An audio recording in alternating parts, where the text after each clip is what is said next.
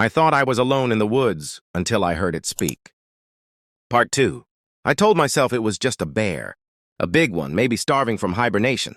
But the claw marks etched into the cabin's wooden door suggested something else entirely. They were too precise, too deliberate.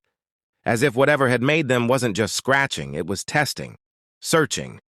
I spent the rest of the day barricading the door and windows, piling furniture against the walls, and keeping the fire roaring. I kept telling myself I was being paranoid, that nothing would happen. But by the time night fell, I was shaking. And then the screams started. They didn't sound human.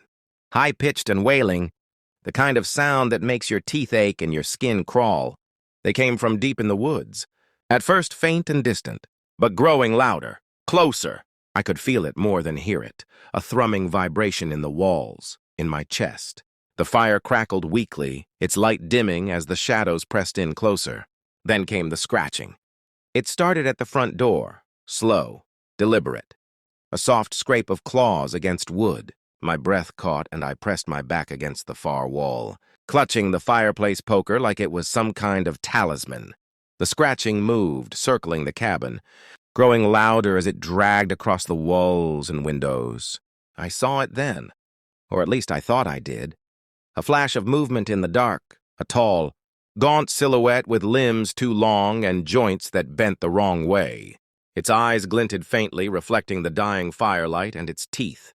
God, its teeth were the color of old bone, jagged and yellowed. I froze. It stopped. Then it spoke.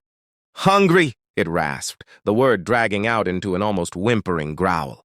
I don't remember deciding to run, but I remember the panic. The surge of adrenaline that pushed me to fling the door open and sprint into the woods. The cold hit me like a wall, but I barely noticed. Behind me, the door slammed shut, the creature's guttural screech splitting the night. I ran blindly, snow crunching beneath my boots, branches clawing at my face and arms. The woods seemed endless, the trees twisting and warping as though alive, their shadows writhing like serpents in the moonlight. The thing followed, its movements erratic and jerky. The sound of its pursuit, a cacophony of snapping branches and guttural snarls. I could feel its presence behind me, a suffocating weight that pressed against my back, driving me forward. I don't know how long I ran before I tripped, my foot catching on a root hidden beneath the snow. I hit the ground hard, the impact knocking the wind from my lungs. When I looked up, it was there.